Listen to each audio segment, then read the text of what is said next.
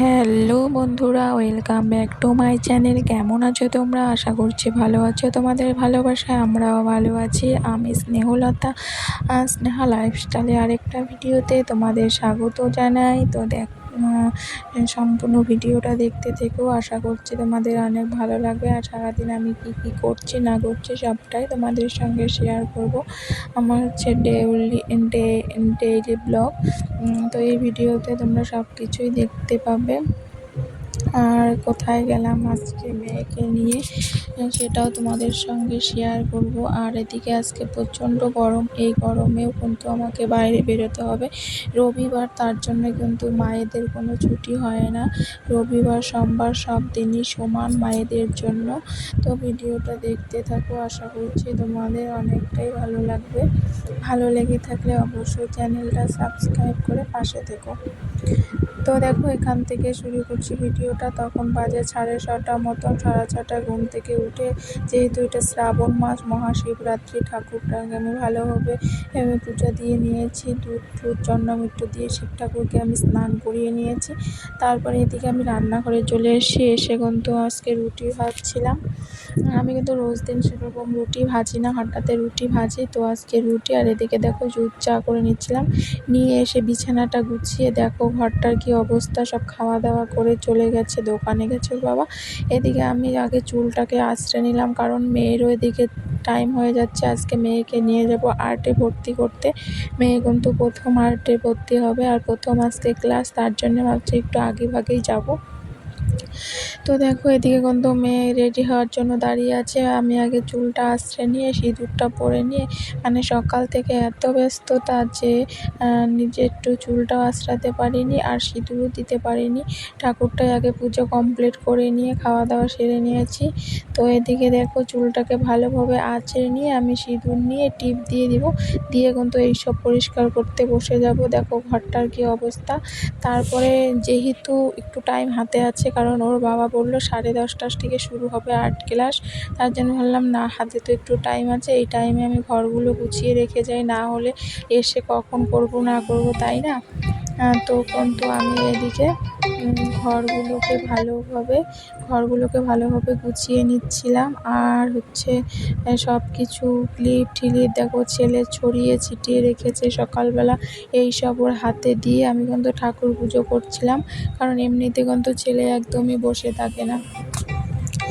তো কী করবে, এদিকে আমি সব কিছু ভালোভাবে গুছিয়ে নিয়ে তারপরে কিন্তু বাইরের বাকি যে কাজগুলো আছে সেগুলো করে রেখে যাব। তো এদিকে দেখো রান্নাঘরে চলে এসে না, আজকে যেহেতু আমাদের এক জায়গায় নিমন্ত্রণ আছে, রান্না সেরকম কোনো চাপ নেই, তার জন্য আমি গ্যাস ট্যাসগুলো ভালোভাবে মুছে রাখছিলাম। কারণ যেহেতু আজকে আমি রান্না করব না, সেহেতু গ্যাস ট্যাসগুলো পরিষ্কার থাকলে কি ভালো লাগে, তাই না?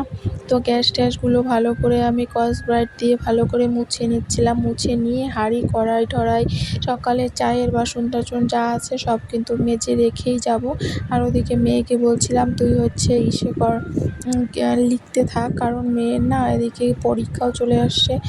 মঙ্গলবার থেকে ওদের ভাইবা হবে, তারপর লিখিত হবে 3 তারিখ থেকে, মানে একদমই সময় নেই হাতে। এদিকে কিন্তু আমি তাড়াহুড়ো করে গ্যাস ট্যাস মুছছিলাম, আর ছেলেকে ঘুম পাড়িয়ে দিয়েছি। ওটাও টেনশন, ছেলে কখন উঠে পড়বে। আর হচ্ছে এদিকে গ্যাসটাকে ভালোভাবে ক্লিন করে নিয়ে আমি কিন্তু সমস্ত বাসনগুলো মেজে নেব। আর কালকে একটু দই রেখে দিয়েছিলাম, সেই দইটাকে আমি ফ্রিজে রেখে দিব, না হলে গন্ধ উঠে যাবে। আর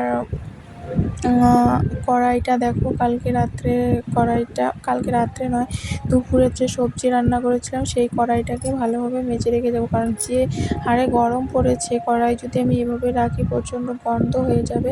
তার জন্য কিন্তু আমি কড়াইকে ভালোভাবে মেজে নিব। আর তোমাদের সঙ্গে বলি যে মেয়েকে আর্টে দেওয়ার একটাই উদ্দেশ্য, যে মেয়ে আর্ট করতে খুবই ভালোবাসে।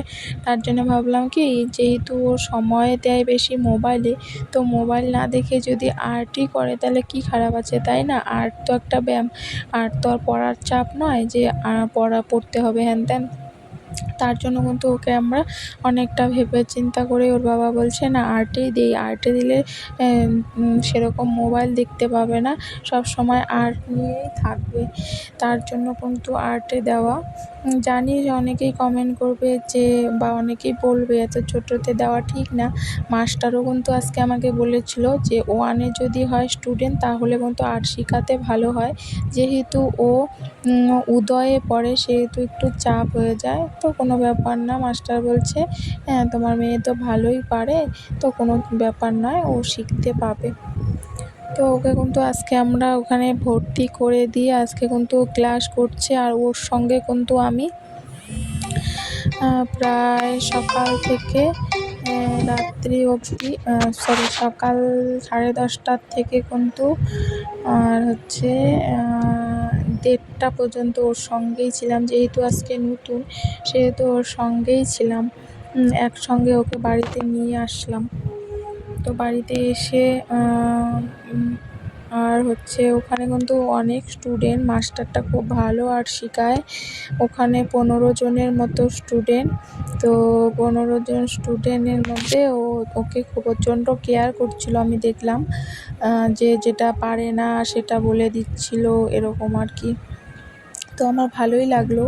আর ওখানে গিয়ে আমি আরেকটা জিনিস জানতে পারলাম যে ওখানে পাশেই নাকি গান শেখানো হয়।